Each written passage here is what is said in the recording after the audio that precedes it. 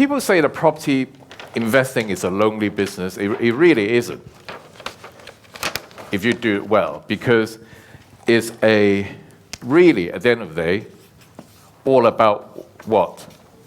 The people. Who likes dealing with people? Who likes interacting with people? Thank you. Who doesn't like interacting with people? That's me in the past. Before I got mixed up with the likes of John Lee, I was a very lonely, individualistic, selfish property investor, accumulating my own wealth. But then I realized the more people I knew, the more business I did, the bigger I grew. And I just can't imagine my last 10 years if I hadn't been around great what? People. And there's also saying that your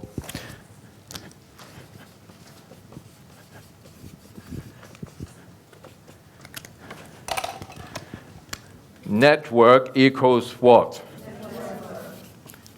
So what's the definition of net worth? What's the definition? Yes?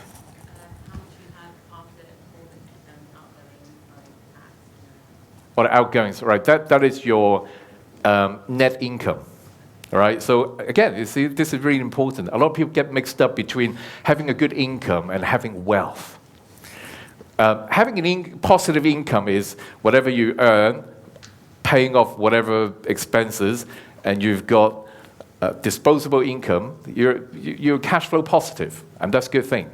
But net worth is what you are worth financially. If you have to put a figure on your net worth, we all know what a property's net worth is. What's a property's net worth? What's another word for it? Equity. Thank you. It's called equity. Right? Net worth equals equity. What is your equity? A property's equity is a difference between what a property is worth, what the value of this property is, minus its outstanding mortgage. Yes or no? Yeah. All right? So the difference is what the property's equity is. You need to know this. All right? So if this property's got a lot of equity, then that means this property has got a net worth there. But what is your equity? It's everything that you own currently minus everything you owe. That's your net worth.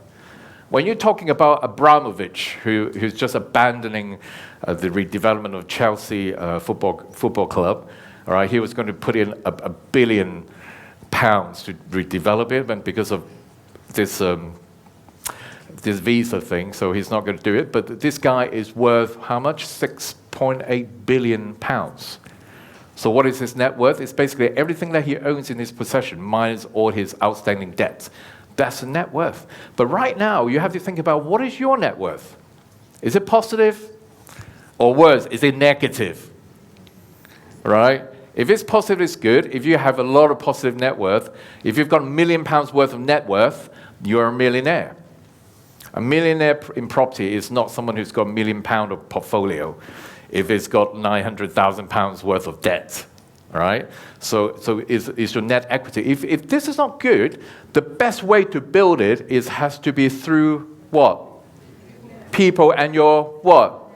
Because I'll tell you why. Over the next years in your property career as you're developing, you realize that you need to raise finance all the time. Raise your hand if you believe raising finance is important. Good, all of us, all right? But the people you come across, you have to distinguish between the different types of people. So what are the different types of people that you come across? Well, you come across people who are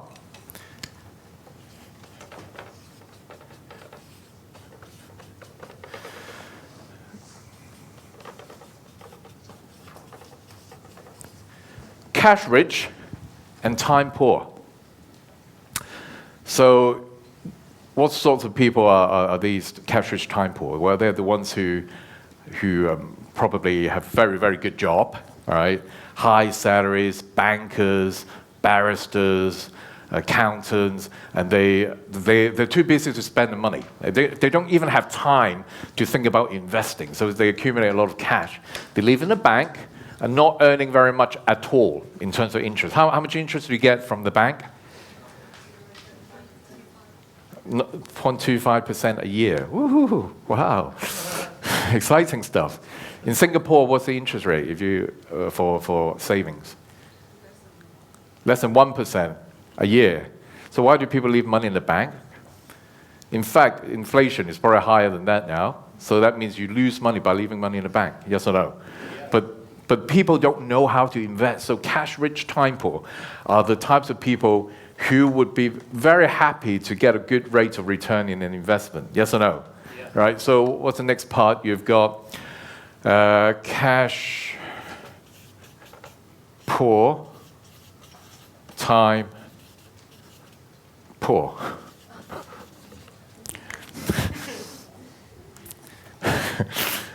Yes, there are plenty of those around, all right?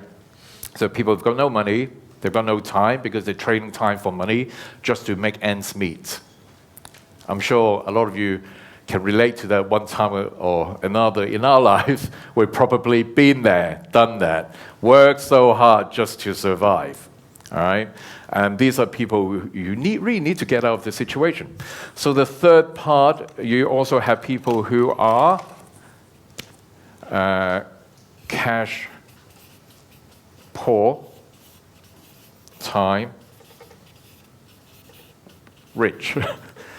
So they've got no money, but they've got a lot of time in their hands. I think there are a lot of dossers around. But if they've got great aspirations to do stuff, they could be a very good source of human efforts, human resource for you. So a lot of the deals that we've sourced over the years actually come from this type of people. They've got a lot of time. They can go around knocking on doors for you to source deals. And in return, you can actually pay them a finder's fee. So that's a good place to start. And finally, of course, you have the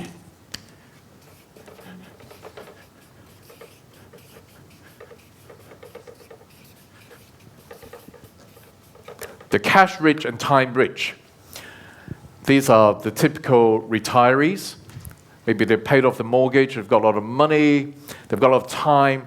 They would invest money not because they have to make a lot more money. Maybe they want to have a bit of fun, something to do. They will invest in businesses that they believe in. If they like you, they will do business with you. I've got a lot of investors from Singapore, very, very wealthy. They don't even want to know my business plan. They just went out for a few drinks and dinners with me. They liked me, and they threw a lot of money at me. And then we make money for them at the same time. And these are great people. So you have to recognize the people that you come across. So whenever you go networking, who goes networking? You go networking? All right, so what do you do when you go networking? You collect cards, don't you? What do you do with the cards? You see, that's where it gets you. Nothing. You leave them on the shelf, right? Do you throw them away? Not yet. You wait a few months. You think, oh, okay, so I'm not doing anything with them. Then you throw them. I do the same, right? But what's the point of collecting cards? In Asia, they're obsessed with name cards. Has to be sort of turned around, the name facing the other person. You have to give it up with both hands. And then they exchange cards. It's a sacred ceremonial exercise. Everyone does that, but no one does jack with them. All right, very rarely. So what you need to do over the next couple of days is, I'll show you, number one is when you go networking, you need to recognize which types of people are you coming across.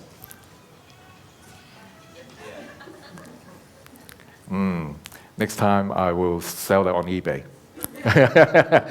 Okay, so whenever you do networking, you have to recognize, well, which category do you fall into? If you come across someone who's that, are you going to really follow with that person? Yeah. Yes or no?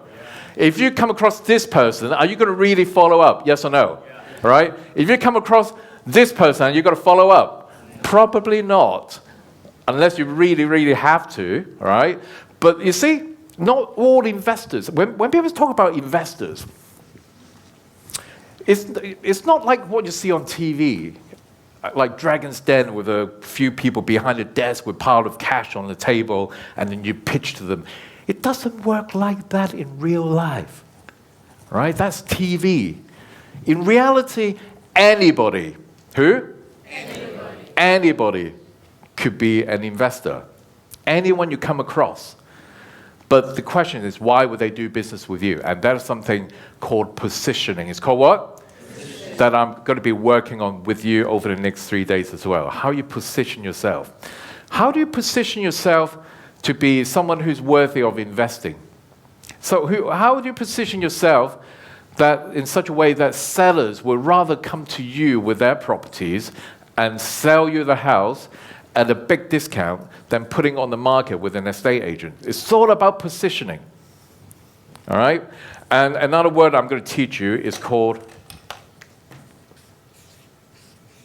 PR. Do you know what that stands for? No. Perception equals reality. Perception equals reality. I know some of you might be thinking, I've never done this before. I'm a complete new property investor. I'm a nobody. I'm a low life. I'm just a little miserable creature. I don't know anything. No. How you create your positioning is how you're perceived. And how you're perceived is going to become the reality. You have to start somewhere. Yes or no? Yes. All right?